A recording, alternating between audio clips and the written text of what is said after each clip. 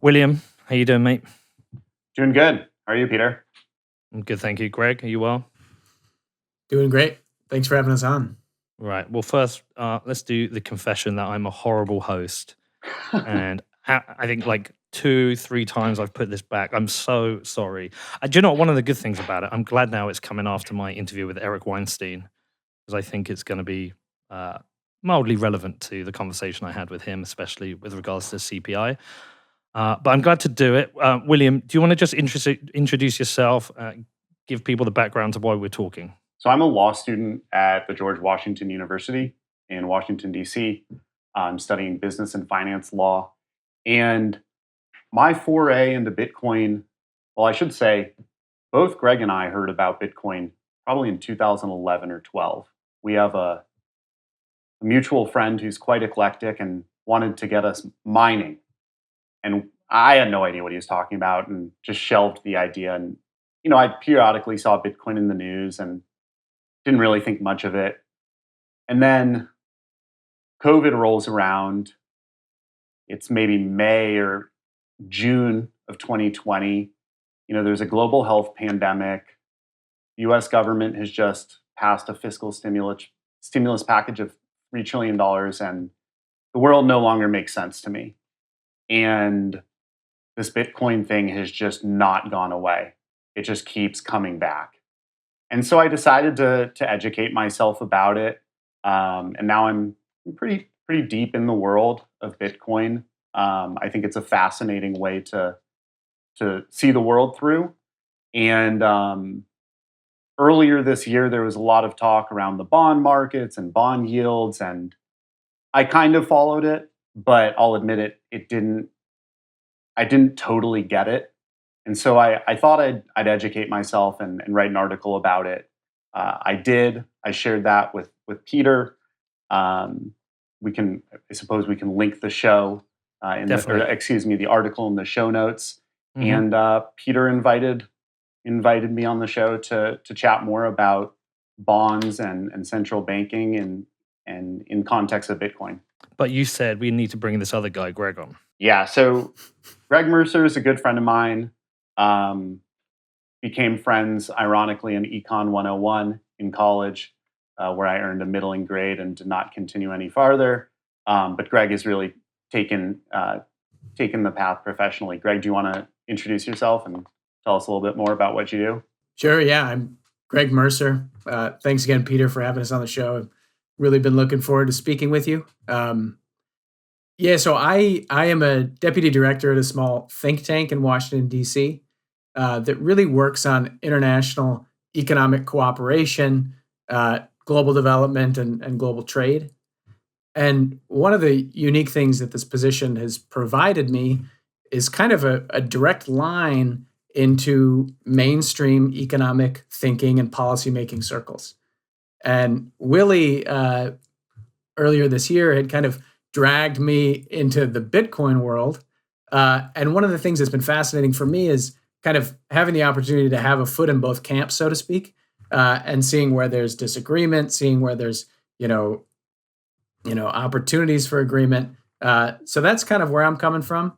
And yeah, I'm looking forward to getting into some of these issues and hopefully sharing some of the perspective that I've developed over my career here in DC. So, Greg, big important question: how fucked are we?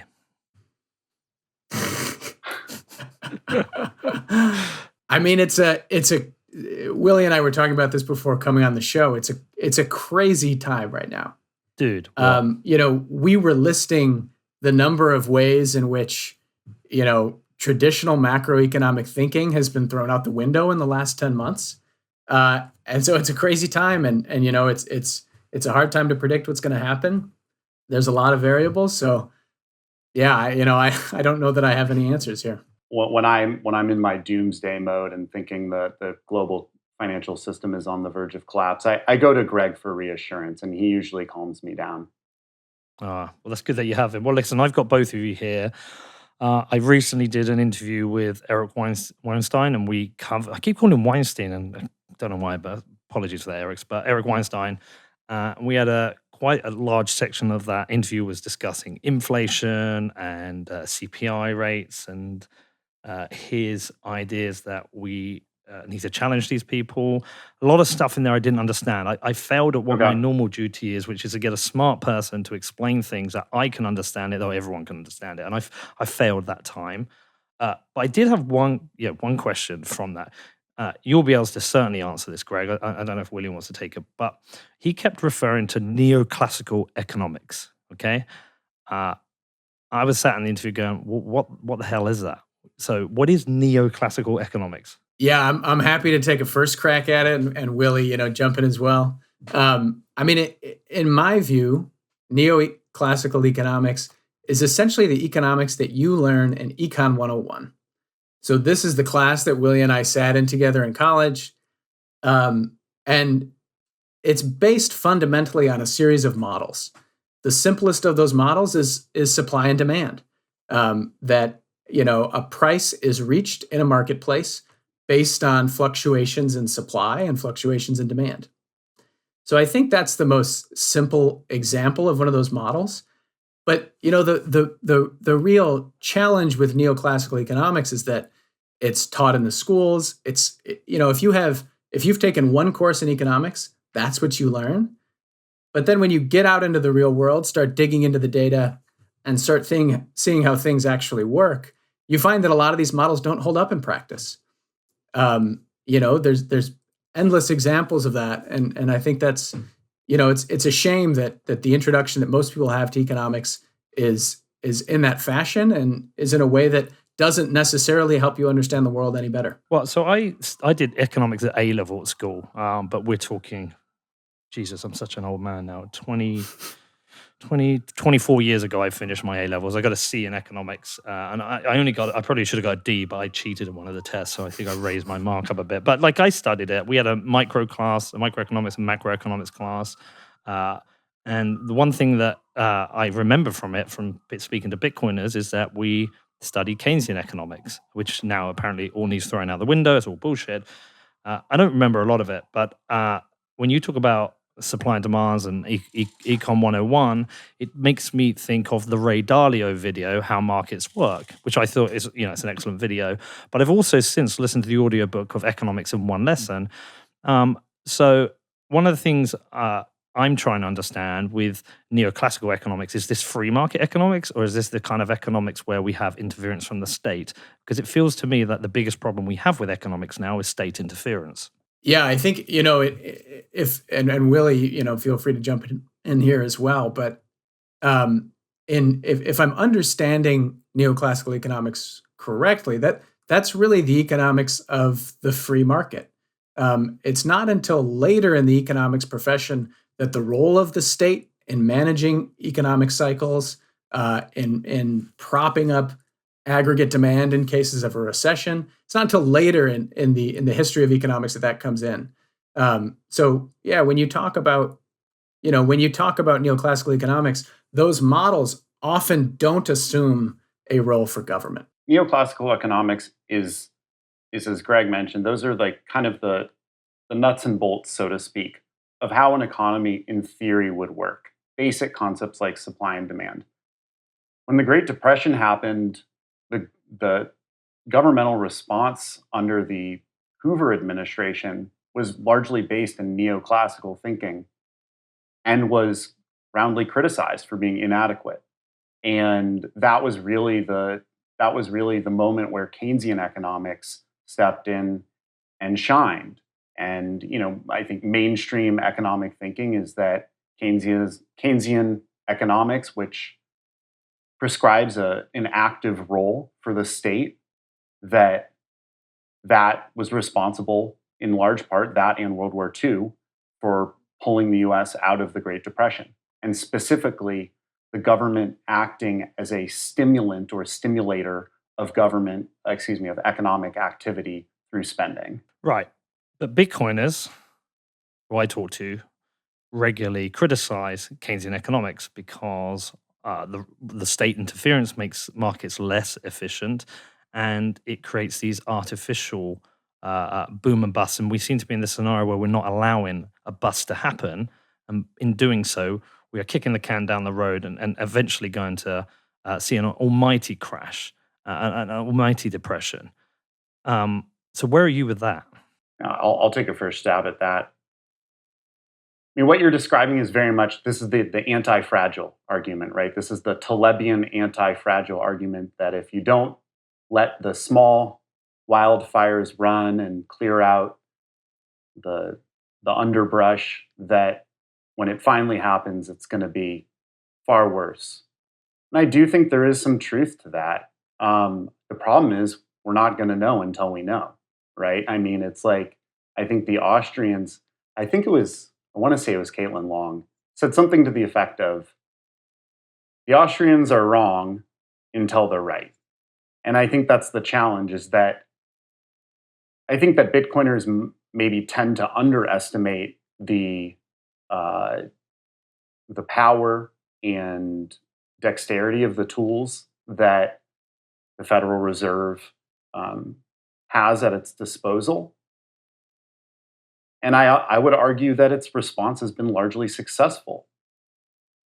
But the question is, at the expense of what, right? And are we borrowing from the future? Are we borrowing from decades forward to prevent short-term pain? And I mean that, yeah, there is no answer, and this is the debate. Greg, do you have any thoughts on that? No, I mean, I think that's right on. We're living through a moment where government intervention into the business cycle, into the economic cycle, is larger than it's ever been in history. I mean, a lot of the tools that we're using today to combat this coronavirus crisis were cooked up in 2008 during the great financial crisis, but now they're on steroids. They've completely blown up to magnitudes that are unprecedented. Is this going to come back to haunt us in the long term? It's certainly possible. In the short term, though, I think that the application of these tools has helped a lot of people. So we might be trading the reduction of pain in the short term for more pain in the future. But I think that there's no doubt that using some of the emergency tools that we've used this crisis has really helped a lot of people. See, this is where it gets confusing, because whilst these tools may have helped a lot of people, have they also harmed a lot of people? Are these new tools sticking plasters for the damage that these people have also caused? And who really has benefited? Looking at the wealth gap and the cost of living. Love that beautiful website. My producer Ben Prentice is a co-contributor. WTF happened 1971. Sometimes I wonder. Sometimes I just get confused with it all. I mean, certainly stimulus packages during the coronavirus in the UK, they've helped businesses stay afloat whilst we've been in lockdowns, and we'll avoid the argument whether lockdowns are right or wrong at the moment. Let's just talk about the economic response. But again, are they just sticking plasters over problems that they were created themselves? Should markets ultimately be completely free without interference from the state? I'll go, yeah. So this is a difference of, they're competing visions here. The free market vision is that absent the state, markets just work, right? It's kind of this Adam and Eve utopia, if you will, where markets are self-regulating, they're self-correcting, and that the source of economic crises is government intervention. The Keynesians would say, no, there's inherent volatility to free markets, and when you let markets run wild without regulation, you get things like the Depression, and that actually necessitates government intervention. So, I certainly don't have a definitive answer to your question, but the reality is that government intervention has costs. Nothing is free.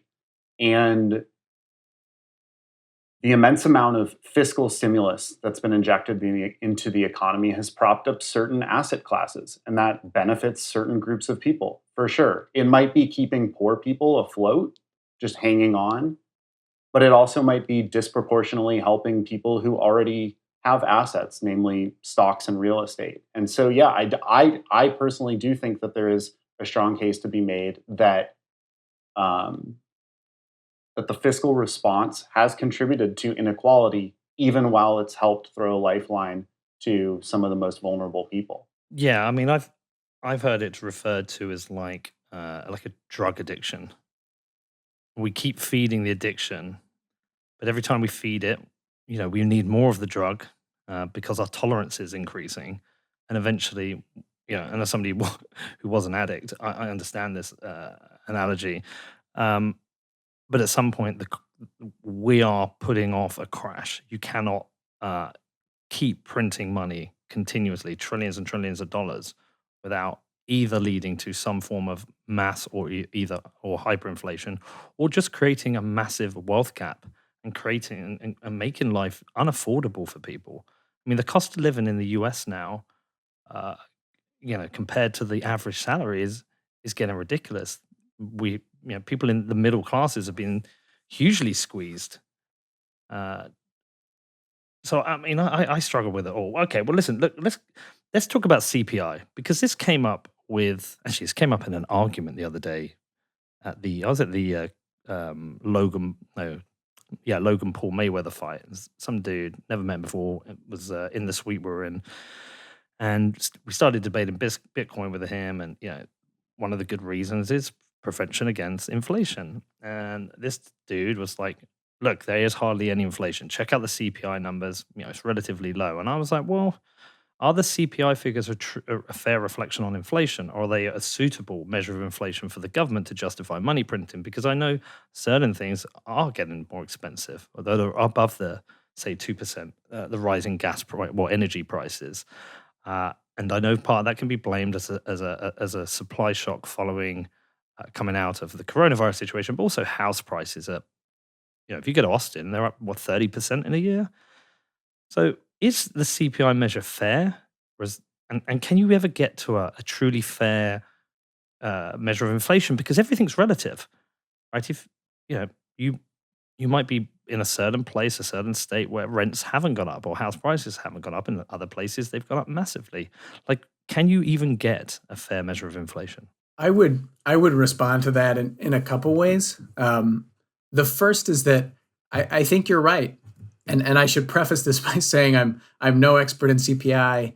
If you want to talk to the economists at the Bureau of Labor Statistics, they can give you the full breakdown on what's in there and what's not. But that's not me. But I would say that I think you're right that it's a relatively blunt instrument, right? It's trying to capture the purchases that an average consumer is making across a country that's enormously diverse. So trying to boil all of that data, all of that information down to one measurement probably is a blunt tool.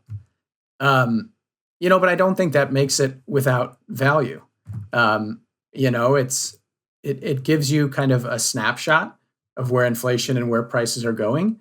And even if that's not a perfect snapshot, at least it communicates something. That would be one thing that I would say.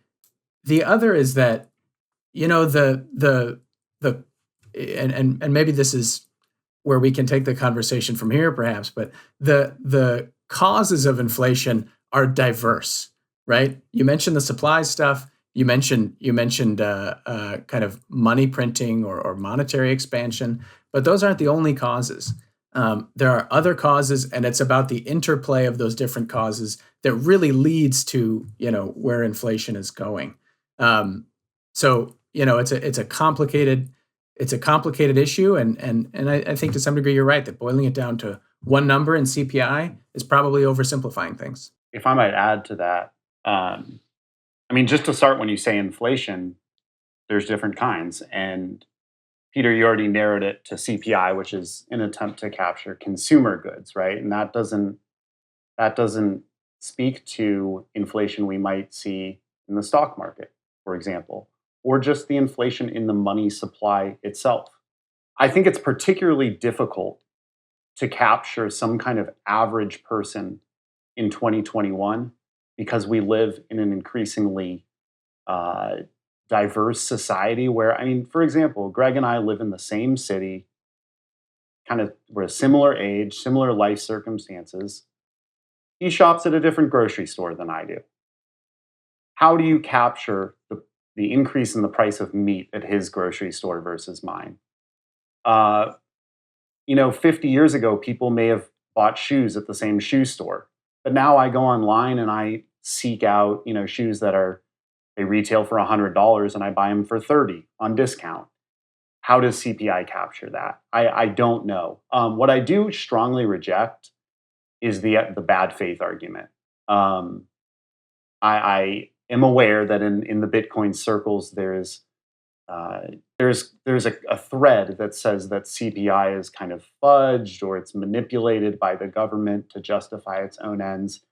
And I mean, I've dug into the CPI reports, and that's actually included in the slide deck that we shared with you, Peter, at the end there. And I mean, they lay it all out there. All the data is there, and I don't think there's some black box where they're cooking up the numbers. I really don't. I think we can have honest arguments about the choices they make in coming up with that, in methodologically, but I think government is way too complicated, dysfunctional, and decentralized to organize that level of kind of conspiratorial economic planning. I think some Bitcoiners will disagree with you there. I think they'll be like, no. Well, hey, I'd love to. I'd love any evidence. I mean, I'd be interested in seeing it. But right. So, Greg, talk to me about these other forms of inflation you highlighted. Other forms of inflation? Well, causes. Yeah. So when I think of, and this might be a bit of a kind of textbook answer, but in my view, it's right on. There's really three big buckets. So one of which, and I know you've talked to folks on the show about this in the past, is supply issues, right? It's the fact that all the sawmills shut down is a direct contributor to the increase in lumber prices. So those supply bottlenecks are essential to understand. The housing example that Willie mentioned is a key example of this, right? Strict regulations about building homes in the United States, strict zoning laws that prevent construction, directly contribute to supply bottlenecks that lead to increased prices. Washington, D.C., where I live, is a great example of this. There's very strict rules about where you can build residential housing, how high you can build residential buildings. And as a result, we've seen prices go through the roof here in D.C. So supply is definitely one critical factor. And the thing we should say there is because, for example, there was the big jump in lumber prices this year. But that wasn't to do with an increase in the money supply. That was to do with sawmills closing down and there being a supply bottleneck.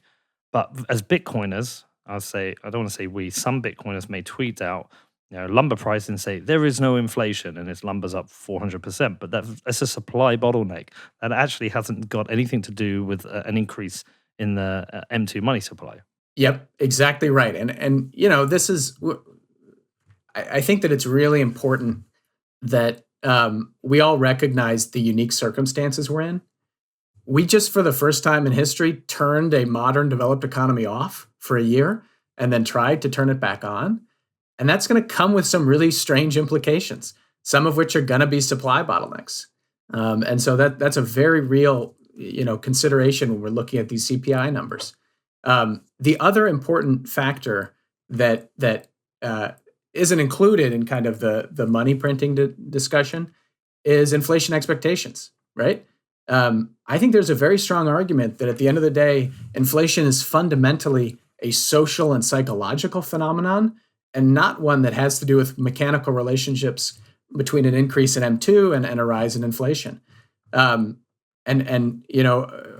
good piece of data that came out recently, the University of Michigan did a study where they surveyed consumers and then looked at kind of market-based determinations of future inflation. And they saw that both on the consumer survey side as well as on the market-based side, both of those groups were seeing less than 3% inflation on average over the following 5 years. So to me, that suggests really importantly that inflation expectations haven't become dislodged. Despite what we're seeing in CPI, despite the massive fiscal stimulus, it's not as if consumers and others in the economy are predicting runaway inflation. And so long as businesses aren't predicting runaway inflation, they're probably not going to raise prices. So that kind of those expectations and those psychological factors are really, really essential. We are, though, seeing a lot of people highlight increases in costs. So one of my good friends, I mentioned this on the show a couple of times, he's a plumber. And he said he's having to raise his prices because his raw material prices are going up. And I'm not sure how much that is a supply bottleneck. It seems to me that there is also this wave that's hitting now where everything is going up in price. It does feel like that, but there isn't this wave of increase in salaries. Can we identify where this is coming from? Yeah, it's going to be interesting to see. I mean, here in the United States, there's obviously a massive debate going on right now about what exactly is happening in the labor market, and particularly what the impact of the unemployment insurance programs has had on the labor market. I think the kind of traditional Republican or conservative response to this question would be that generous unemployment benefits that were offered by the states and subsidized by the federal government are keeping people out of the labor force. And I think there might be some truth to that. But at the same time, it seems quite clear to me that these low quality, low wage jobs are going to have to raise their wages to attract workers, at least in the short term. And it will be interesting to see. I mean, that's if wages start going up, it'll be interesting to see how that feeds on down the line into price inflation on consumer goods. Yeah, so the most recent round of economic data did show strong wage growth over the last few months. But, is that a sign that the labor market's totally healed? No, much more likely it's that there's still millions of people who are sitting on the sidelines because they're taking care of kids who cannot go to school because they're all shut down. They might still have some lingering concerns about safety with COVID. And we have an artificially restricted labor market because so many people are sitting on the sidelines. But eventually they're going to come back in. So is that wage growth that we've seen over the last few months a secular sign of some kind of structural change? Or is it just us working out the kinks as we adapt, as we transition to some degree of normalcy? And I think it's probably the latter. All right. Well, we're half an hour in and we haven't actually touched on the subject that we originally were going to talk about, which is really interesting. Okay. So we originally were going to talk about bond yields and yield curves because that was a subject that came up for me a couple of times. Greg Foss, I discussed it with him, and Lynn Alden, and I think people listening to the show could see my brain ticking and trying to figure it out, trying to understand this. Because when it was first explained to me that yield rates going up was a bad sign, I was like, that doesn't make sense. Surely this is a good sign. That yields are going to be paying a better return. This is awesome. But what I didn't understand is what that meant for the repricing of bonds in the market, because it's a constant liquid market. I know I've touched this before, and I've had it explained before, and I've done my best, but there will be some people who miss those shows or are new to the shows. So I think it's a really interesting topic to get into. So we're going to go basics. William, do you want to just start with explaining what a treasury bond is, how it works, how the market trades these? So let's just start with what a bond is before we even get into the treasury bond. So a bond is a loan. It's an IOU. If you have some extra money sitting around, you can own by purchasing stock in a company, or you can loan by lending that money to a borrower.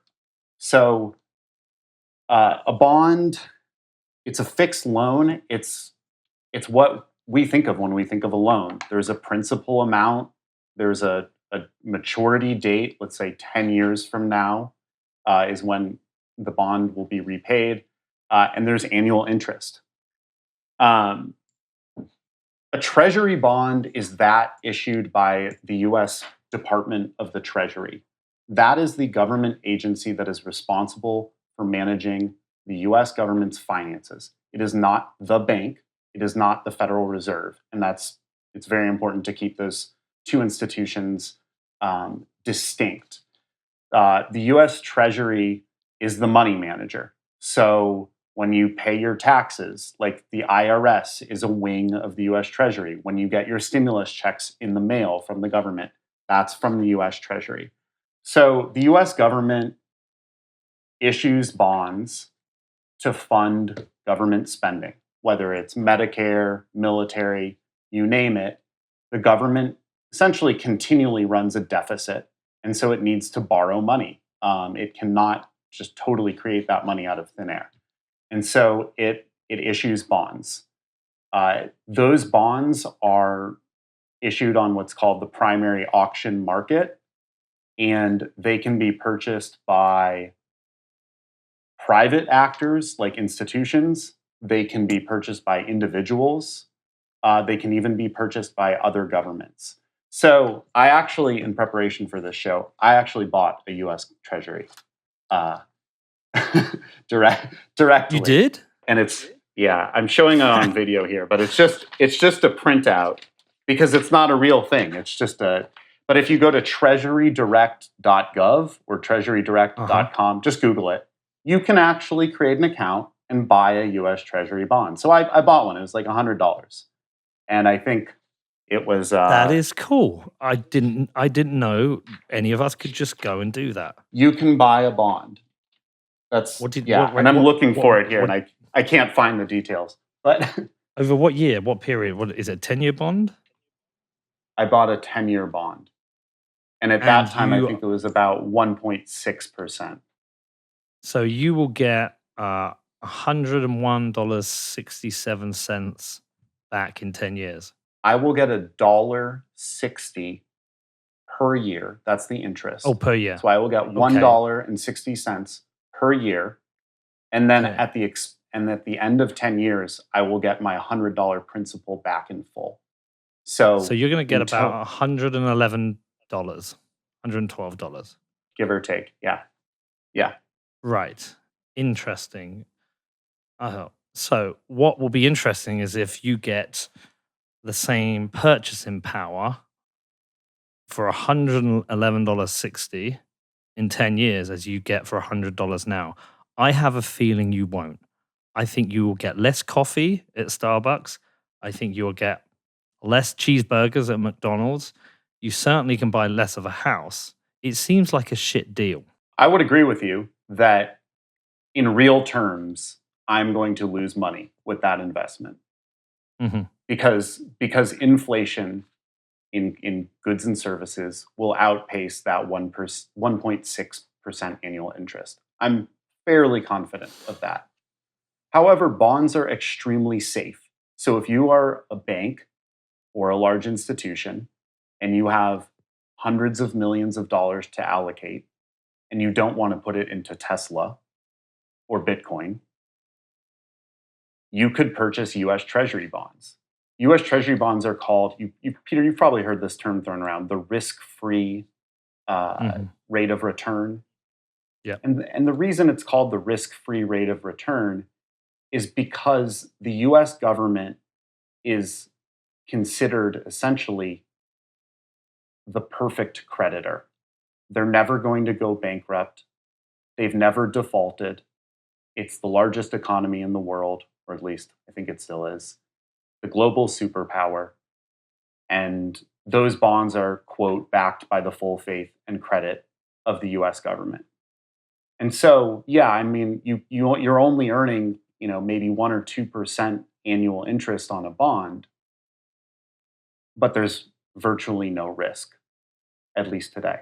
And the rate is going to be better than the interest you get in a bank. So your options are leave it in a bank and make less money.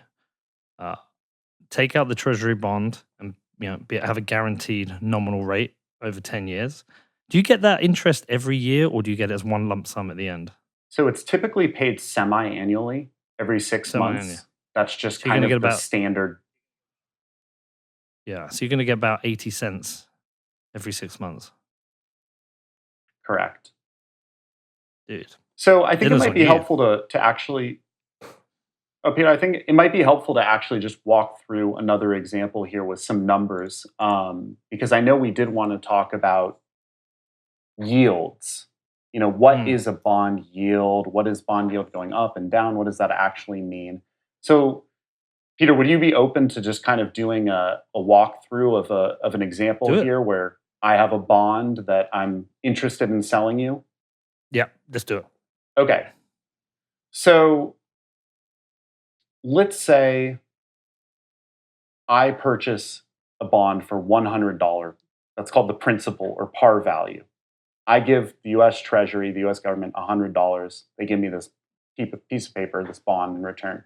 Let's just say, nice round number, it's yielding 2% per year.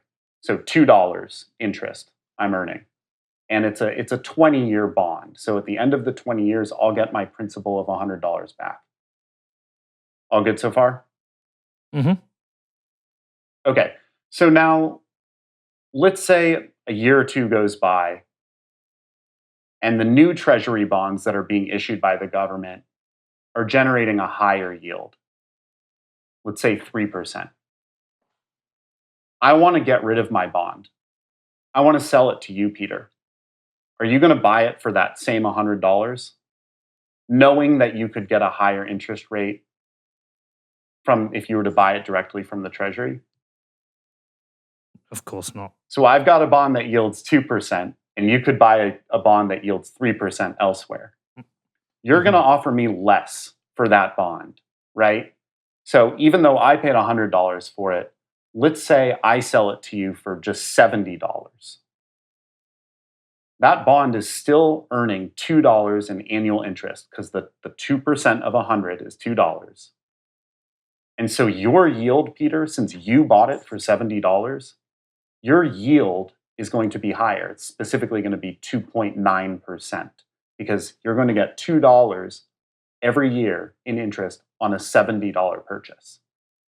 And that right there is how yields change over time. But you're to sell it to me, you're sacrificing your principal. Right. Because who knows, maybe I need that cash right now. I'm a business, I'm strapped for cash and I need it. Or I identify a better investment opportunity and I'm like, hey, you know what? I'll take the hit to get the cash because I want to put it into the stock market. People need cash, businesses need cash all the time. And so sometimes they'll be willing to settle for less than what they bought it for. Absolutely. But the opposite is also true. If the yield drops to 1%, your bond is suddenly much more valuable. Exactly. That's exactly right. And so what you're describing is this seesaw or lever, this inverse relationship between the prices that bonds sell at on the resale market and the yields that they generate. So if I have a bond that declines in value, the purchaser of that bond will have a higher yield. So the price goes down, the yield goes up.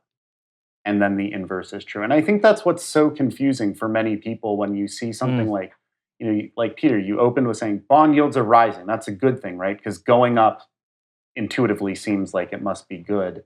What that actually means is that bonds are becoming less valued. So the price of those bonds that are existing on the market is actually going down because they are less desirable. And the yields are going up as a result.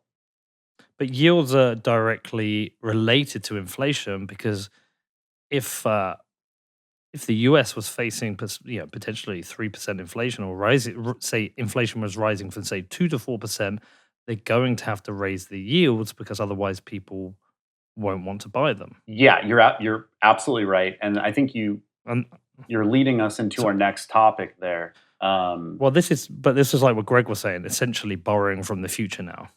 If I understand the question, so you're absolutely right that the expectations of inflation drive the market's valuation of bonds. So if the market at large expects that there's all this inflation coming, they're not going to settle for a bond yielding a measly 1.5%.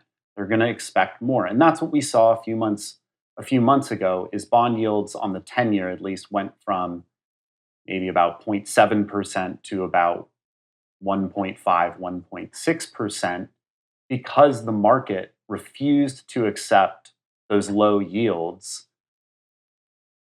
with the expectation of inflation down the road. Now, what I think you were getting at, Peter, is government manipulation of yields, which is kind of our, I guess maybe the next, is that something that you'd like to chat about? Kind of manipulation Definitely. of the yield curve. Please do. Greg, do you want to take a stab at that, and I can help out? Sure. Yeah. I mean, one of the real kind of key pieces of what economists call monetary policy, and monetary policy, just kind of to give the 101 definition, is adjusting the money supply, that is creating or destroying money, to essentially manipulate the business cycle or the economy in some way, right? So you create money for a certain objective, you destroy it for another. That's essentially what monetary policy is. And manipulating interest rates is a core feature of monetary policy. There's a couple of ways that central banks do this. And this is what we do in the US, and it's what happens in other countries as well. One of the ways that the Federal Reserve Bank here in the US manipulates interest rates is through something called the federal funds rate. So the federal funds rate, and Peter, please stop me if we're getting too weedy here, but the federal funds rate is essentially the rate. It's a market determined rate, but the Fed helps set it.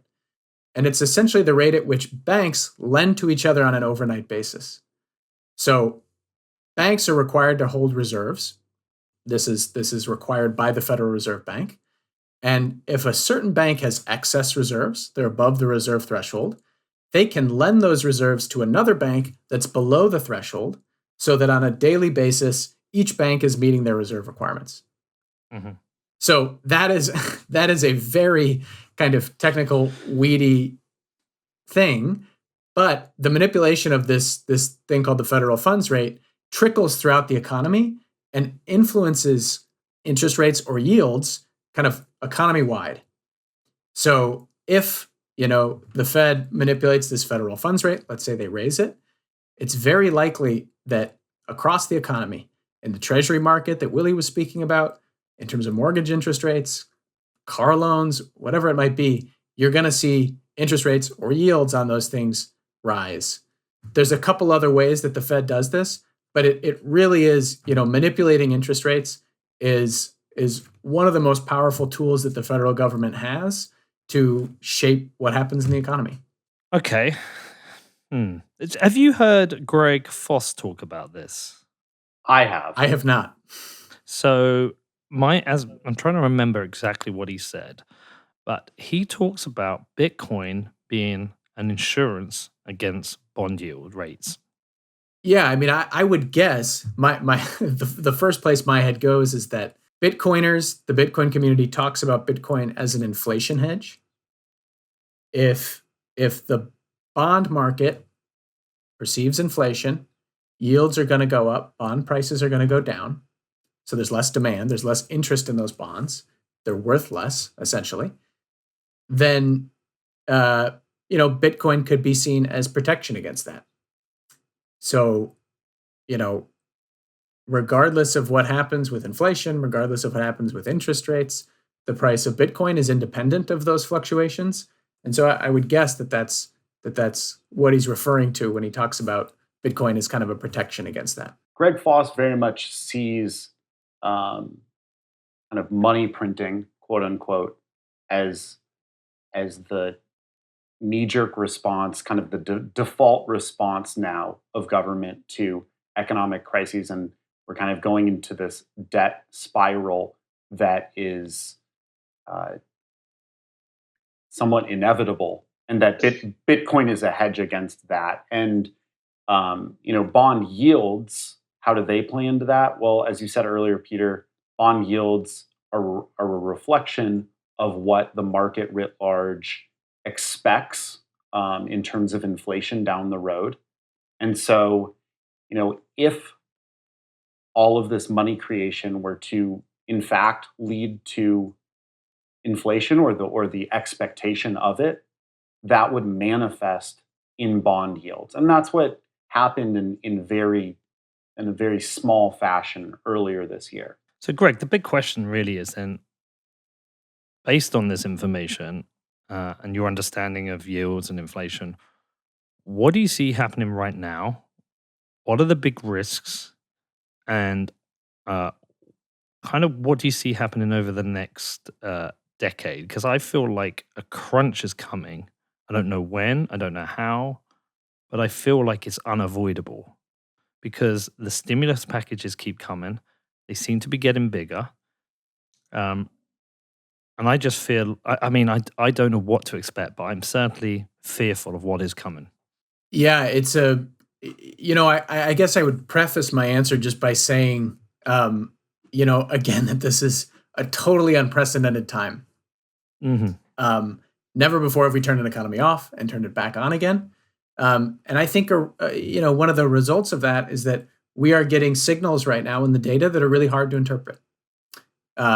It's kind of incredible the extent to which the financial and the economics community is missing on some of these numbers. Like 2 months ago, the general consensus was that we were going to get 1 million jobs. We got 250,000. The general consensus on CPI was that we were going to see a small bump. We got a much bigger bump. So, I think that where we're at right now, we really do just have to have some intellectual humility and recognize that the models that we used to use to predict these things don't necessarily work right now. And that it's just really hard to see kind of through the noise and understand where we're going. So basically, who fucking knows? Who knows? That's Who knows? That's where I'm at. If I had to give a prediction, my best guess is that we are going to see inflation increase. I don't think there's any doubt about it. But I don't think we're going to see it increase to levels that are devastating to the economy. Well, it depends where you are. Depends where you are in the world. I fear more for smaller states, smaller countries with less important sovereign currencies on the global stage. We've seen what's happened to Lebanon over the last year. I'm aware of higher inflation in Turkey, etc. The people in Argentina are continually getting fucked. Some of the dollarized nations are slightly more protected, but obviously they don't see the benefits from the stimulus checks. I guess one of the most interesting case studies will be El Salvador over the next decade, because we know the bill passed yesterday. Bitcoin is legal tender. If you're an economic agent, you legally have to accept Bitcoin. You can convert it back to the dollar. What we're going to see is an injection of Bitcoin capital into that country in a number of ways. People are going to want to buy it and hold it, maybe spend it. There's going to be companies in the Bitcoin sector who are going to want to invest in that country. The percentage of that fixed supply currency is going to increase in El Salvador over the next decade, whilst we may see different levels of inflation. And the interesting thing will be to see is that will the net wealth of or the net purchasing power of the people of El Salvador increase over that period because there's more Bitcoin there? That's, to me, the most interesting country to look at right now with this. Yeah, absolutely. I mean, I'm fascinated to see where that goes. And in general, I'm glad that you brought up kind of the perspective of the non-US perspective, and particularly that of smaller countries that don't have a dollar, a euro, a yen, or a renminbi kind of driving their economy. Those countries are really struggling right now, for a ton of reasons. I mean, the pandemic has had a massive impact on small economies. Those economies were forced to spend, often in an unprecedented way, to combat the worst effects of the pandemic, to put in place, health response measures, to make sure small businesses didn't shut down. And, for those countries, spending increasing their debt to GDP ratio has an extremely profound impact on the rates at which they borrow in international capital markets. So if you're a country that has spent a bunch in the pandemic, and the market sees that your debt to GDP ratio has gone up, the market sees that as a risk, and they're going to ask for higher yield from you in order to lend you money. And so what happens then is that you get into the situation where they have limited fiscal space, they don't have a lot of money to spend, but they also can't borrow because borrowing is becoming really expensive. So it's really, it's a disastrous situation for a lot of small economies.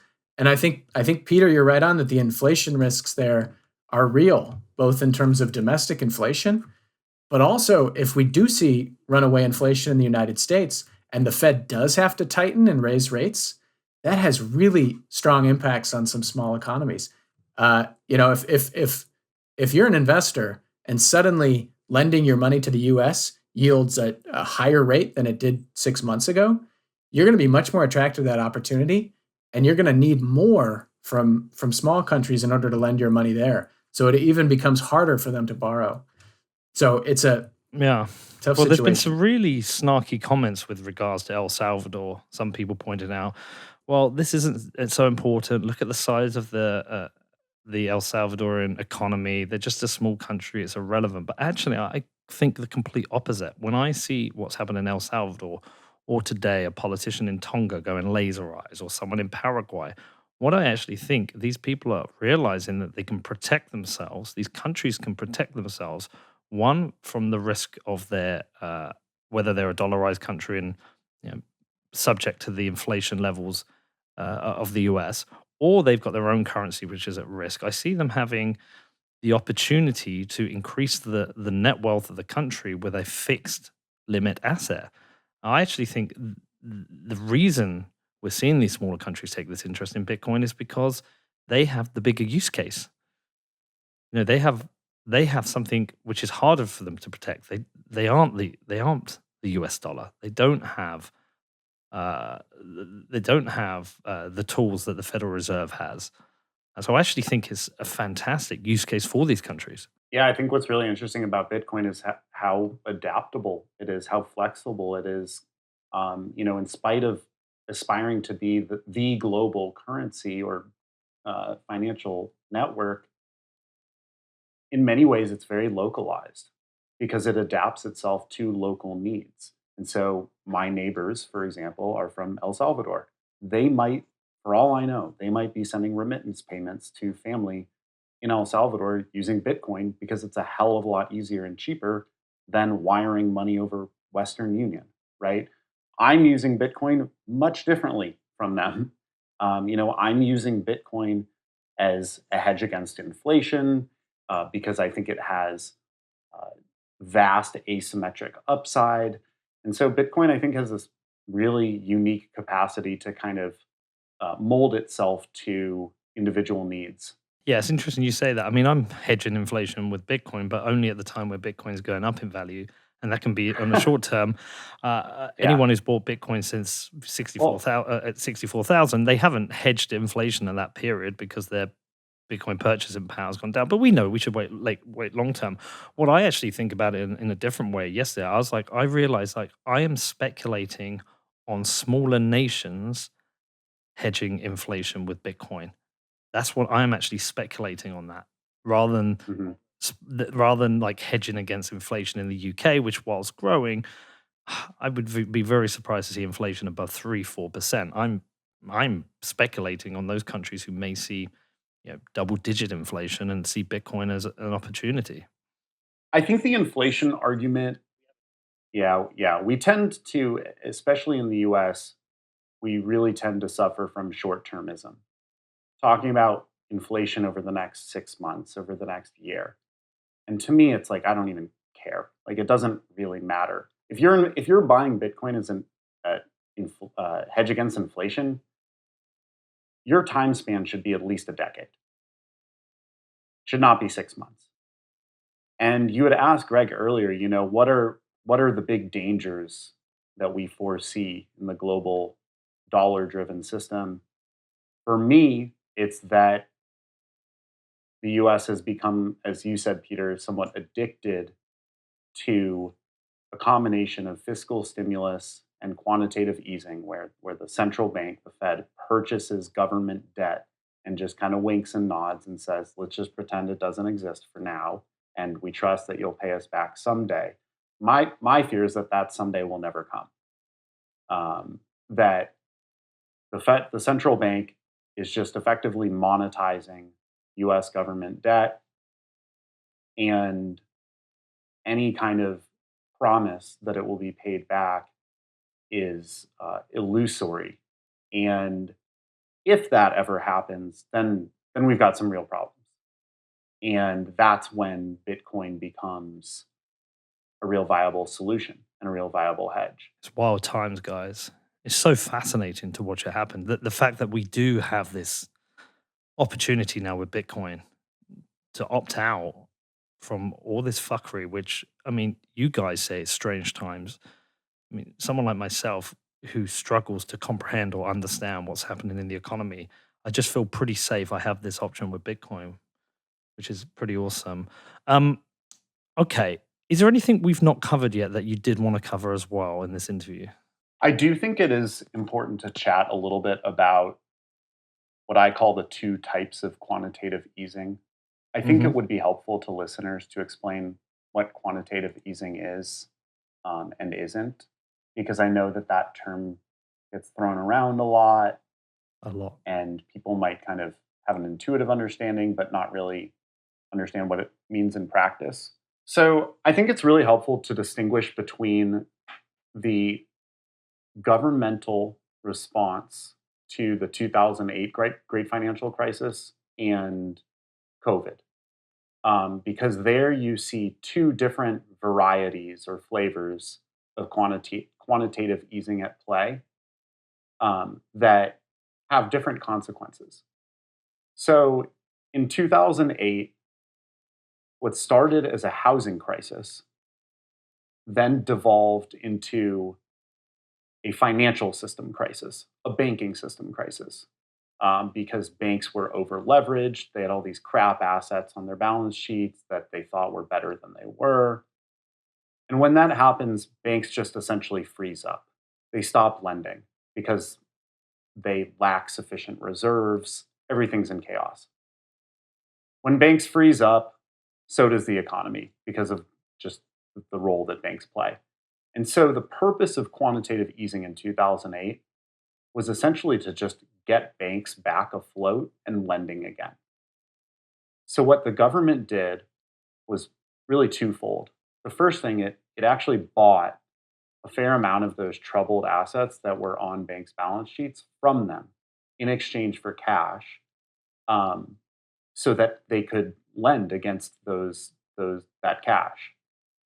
The other thing that they did was they purchased treasury bonds from banks. So banks hold bonds just for the same reason that anyone else would, just to earn a little bit of interest on your idle cash. Um, what the Federal Reserve did, it approached the banks and said, "Hey, we'll buy these bonds off of you. You'll get cash in return, and you can lend against that cash." Because the banks, they were illiquid. They didn't have cash. They couldn't lend. So what all this did was it just kind of freed up the banks to start lending again. It didn't strictly create it did create new money because the Federal Reserve just did create this cash. This cash that they provided to banks was just zeros that they created on a balance sheet.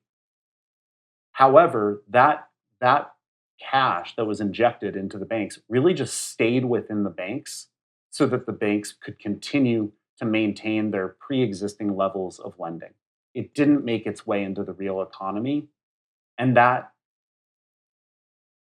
is one explanation for why the economic recovery in 2008 was as slow as it was.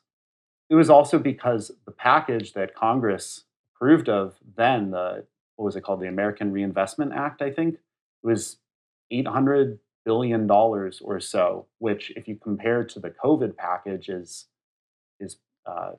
small potatoes. So um, that I think that's a helpful way for understanding why creating money out of thin air does not always lead to inflation. I mean, we had a very low inflationary period from 2008 until the present day. Now, what's different about COVID, and I think this is where it gets really interesting, is that the Federal Reserve, rather than purchasing existing treasuries off of banks, off of banks, they're purchasing newly created treasuries, or I should say newly issued treasuries that have just recently been issued by the federal government via fiscal stimulus packages. So when the US government, the Congress approved of a $3 trillion COVID package in February or March, whenever it was, it had to finance that. And so it issued $3 trillion of debt, which was bought up by banks. And then the Fed actually took it off of banks and created federal asset reserves, which is this, like we say, creating money out of thin air. And now the difference there is, well, what did the government do with the money? They use that money to inject it directly into the economy by sending people checks, by giving businesses loans, by sending funds to state and local governments for projects on the ground. So in 2008, you had a bunch of money that basically just recapitalized banks, whereas this time around, you have a bunch of money created that at least is designed to go into the real economy. And so that's why I think this time around, there's a much stronger case that we will see inflation that we did not see 10 years ago. Okay, right. That's fair. But the reality is, everything you've both said to me today, the only answer I'm thinking is, well, okay, I'll just buy Bitcoin. Bitcoin fixes everything. I mean, We'll see. stocks aren't Call doing me in bad 20 either, years. I guess, right? Oh yeah, stocks aren't doing bad. All right, listen, look, guys, this was really, really useful. William, I particularly appreciate you taking the time and effort. I can tell you've done a lot of planning to try and help prepare and explain this in a really easy way for people to understand. So I know there's going to be a lot of appreciation for that. The audience will love this. You are writing. If people wanted to read some of your work, where should they go? So the writings are on Medium. And I can link that from my Twitter because I don't actually know my Medium handle off the top of my head. But you can find me on Twitter at Soy Memo Elman, SOYMEMOELMAN, and I'll make sure to link my Medium page on my profile there. Well, I'll put it all in the show notes. And what about you yourself, Greg? Are you interested in me sending a bunch of Bitcoiners your way to harass you and shout at you? I'd love it. Let me send you, Peter. I'll send you my Twitter handle as well. And if you can throw it in there, that'd be great. I'll make sure I do that. Listen, we've survived this with a really horrible delay. I know my engineer Danny is going to do a great job to fix the gaps, but I think we've gone back to a 2-second delay with every time I ask a question, and you two have adapted to that pretty well. So I appreciate that. I appreciate your patience. Thanks for coming on. I hope we do this again in the future. Excellent. Thanks, Peter. Likewise, Great coming thank on. you, Peter.